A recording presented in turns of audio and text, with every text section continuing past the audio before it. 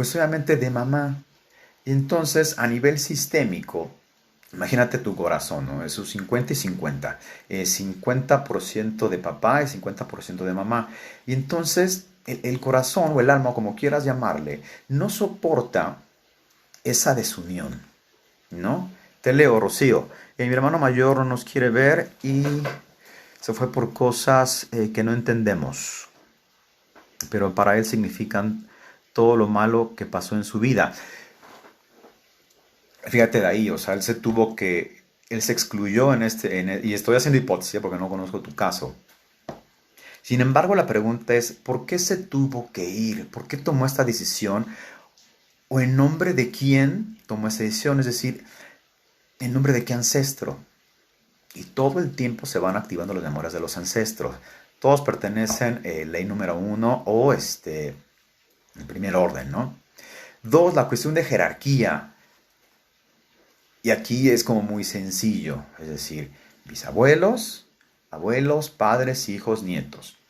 ¿Y qué es lo que pasa? Por lo regular aquí hay desórdenes. Y no me dejarás mentir, o sea, ¿cuántas veces no has querido educar a tus padres, ¿no? O cuántas veces no has querido arrogarte en una posición que no te corresponde a nivel jerárquico. Y realmente cómo es la relación, ¿no? Entonces, si se rompe el orden de jerarquía, también hay consecuencias trágicas. Ahorita voy a poner un ejemplo muy claro, sobre todo un tema muy canchero que es el tema de pareja, ¿no? Que a todos nos atañe. Edith, sí, me imagino, ya conozco más o menos tu historia. Sabes que, Edith, te leo, Edith Sánchez, a estas alturas te enteras de cosas que dices, órale, ahora lo entiendo. Que si te afectan, pero no de la misma manera que sigues trabajando en eso. Y fíjate que te enteras de cosas, pero de repente las metemos como muchísimo juicio. Y si hablamos de jerarquía, eh, los pequeños no tienen por qué enterarse de lo que hacen los grandes. Y de repente uno como niño es remetiche. Y entonces tratas de indagar en historias que pasaron de los grandes y entonces te generas un sinfín de fantasías. Es decir, ¿a ti qué te importa, no? ¿O qué te importaría saber la historia de papá y mamá antes de que ellos se conocieran? Pati, te leo, ¿eh? En el caso cuando somos mamás solteras y papá está ausente y en los hijos... A ver, no entendí bien la redacción. Y papá está ausente. Fíjate bien acá. Es decir, ¿qué pendientes tuvo que resolver papá para que no se pudiera quedar? ¿Sí? O sea, más que hacer como el lavado de cerebro, ¿qué pendientes tuvo que ir a resolver que no se pudo quedar?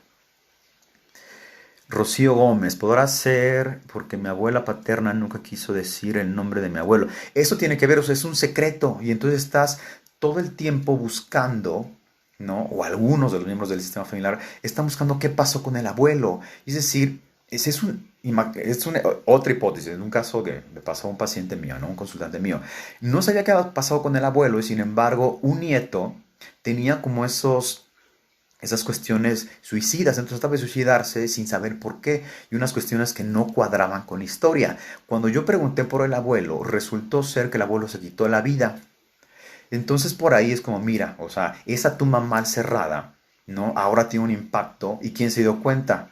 Pues el niño, pero ¿quién no pudo resolver ese duelo? Y puede haber sido, en este caso eran los hijos, que no se supo tampoco qué había pasado con el padre, porque la abuela o la madre la abuela, pues, escondió la historia porque era sumamente traumante para ella o traumático para ella. Entonces, por ahí, se van activando estas memorias, ¿no? Y alguien más las trae a la conciencia. Ivonne, arrastramos historias y nos quedamos con los sentimientos de la persona perjudicada. Sí, ¿y esto cómo se ve? Esto se llama sentimientos secundarios.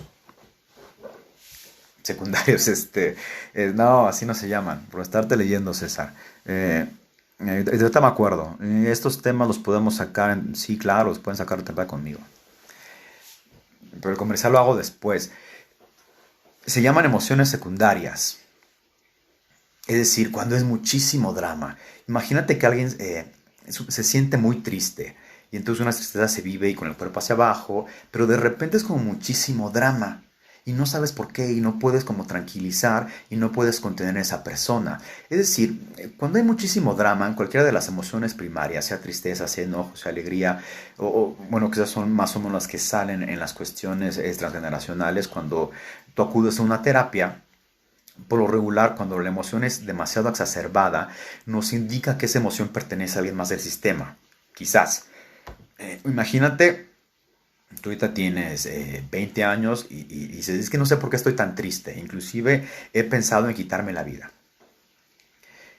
Y resulta ser que esa historia ni siquiera es tuya, sino es de mamá, que no pudo con su tristeza y adivina quién entró al quite.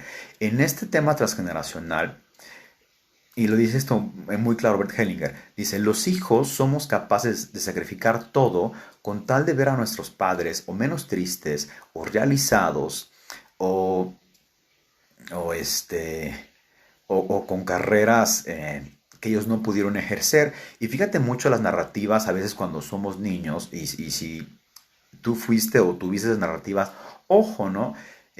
Porque de repente es seguir como la línea misma paterna a nivel de laburo, ¿no?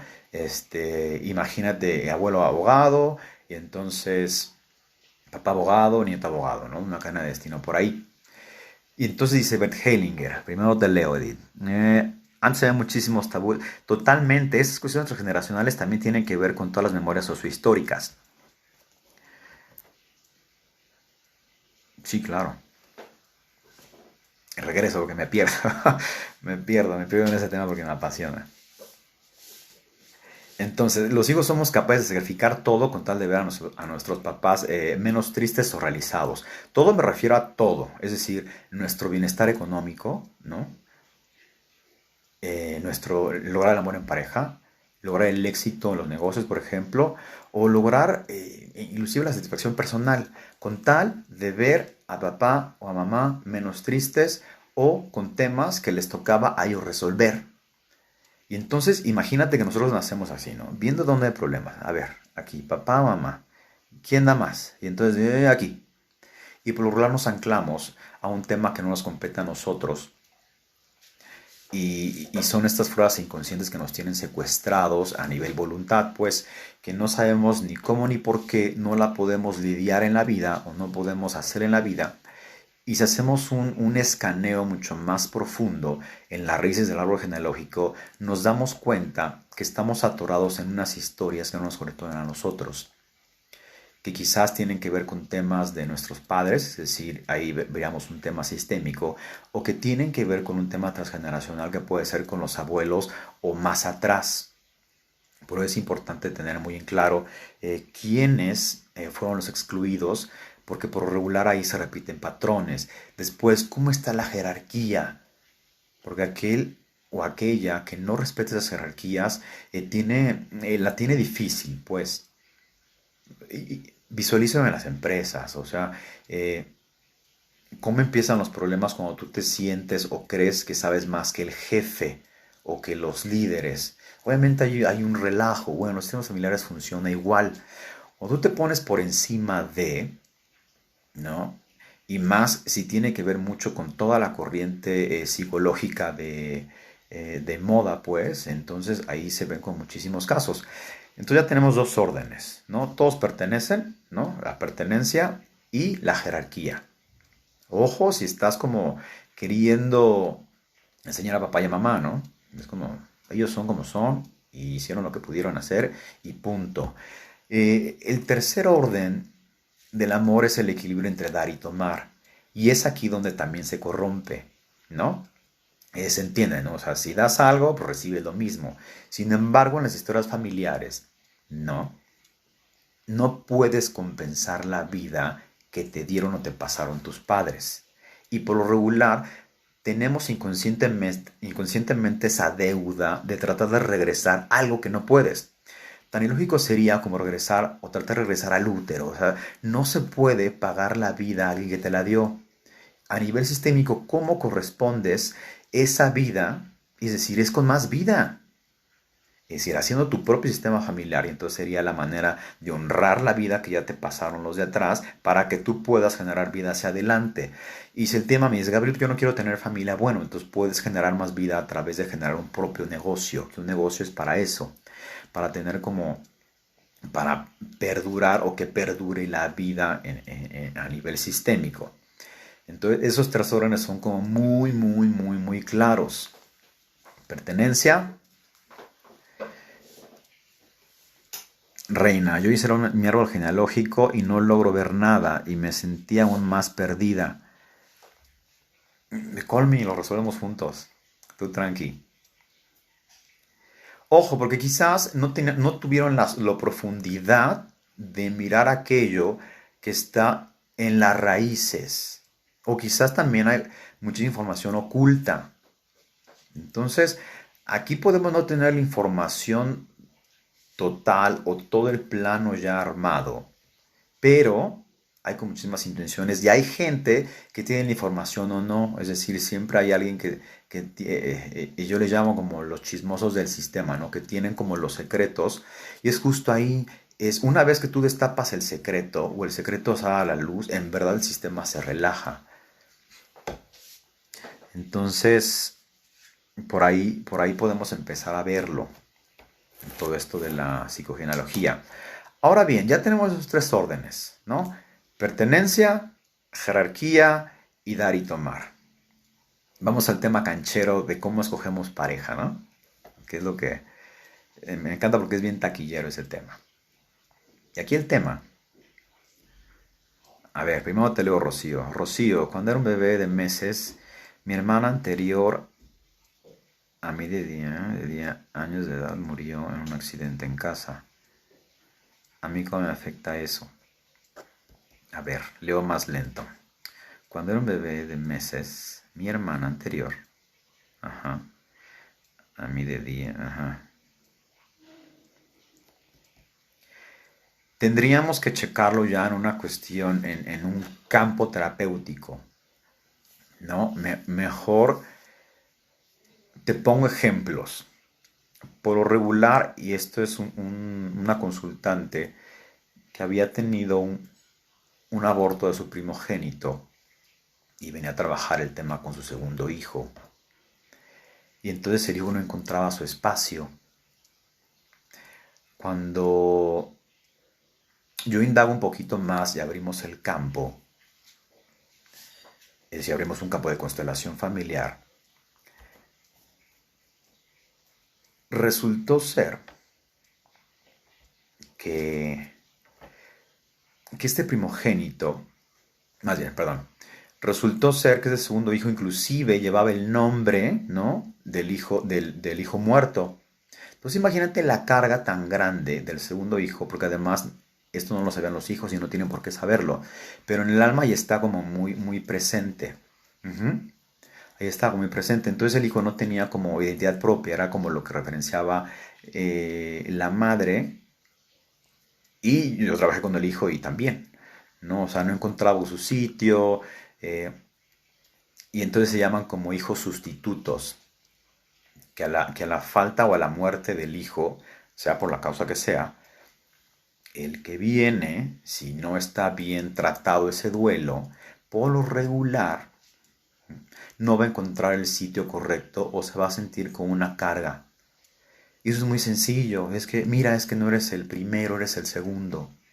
Y obviamente eso lo trabajé con mi consultante y justo hicimos un ritual para que ella pudiera cerrar esa tumba y entonces pudiera nombrar a su siguiente, a su segundo hijo como el segundo y darle un lugar al primero. Trabajé con la señora y a los 15 días la volví a ver y resultó ser que su hijo, el segundo con el que tenía problemas por la causa de la consulta, el hijo ya estaba más tranquilo. Y digo, ya ves, o sea, nada más era una cuestión de mirar a los que sí pertenecen. Y este hijo muerto pertenece. Y además, qué gran dolor para una pareja perder un hijo, ¿no? Y de repente son como los mayores secretos. Y por lo regular, eso se nota en los hijos que vienen después. Mi hermana tenía 2 años y murió cuando yo tenía 6 meses.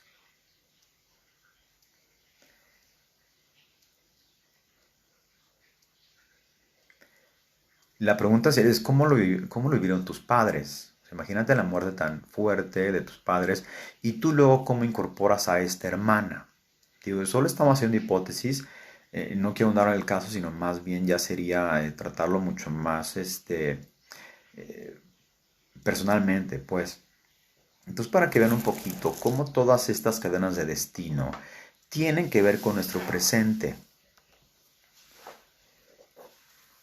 Y más en estas épocas, o en esta época en especial, se van a ir activando más y más memorias familiares por la cuestión caótica.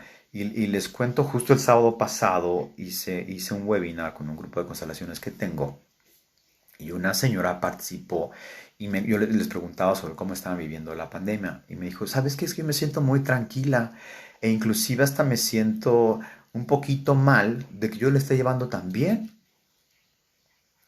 Y entonces me empezó a platicar que tanto su abuela como su mamá habían vivido cuestiones muy difíciles. A ver, primero te lo yo te lo platico. Oye, ¿es cierto que las personas que les ponen los mismos nombres de los abuelos siguen las mismas cadenas? No, se creía que primero contesto esto y después les cuento la historia.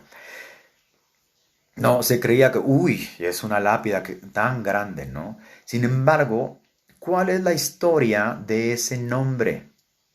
Es decir, ¿cuál es la memoria de aquel o aquella que te dio ese nombre? Te lo pongo en mi caso, igual otra vez el abuelo, ¿no? Mi abuelo se llama Fernando, mi papá Fernando, y no lo saben, pero yo también me llamo Fernando. Y de repente yo estaba como en ese rollo lo mismo que me cuentas, y dices, ¿por qué el nombre? Y que no sé qué, y que no sé cuánto. Sin embargo, qué gran nombre, ¿no? Poder pasar como toda esa fuerza del nombre a la segunda generación y luego a la tercera generación. O sea, es un nombre correcto siempre y cuando tú le des el lugar correcto.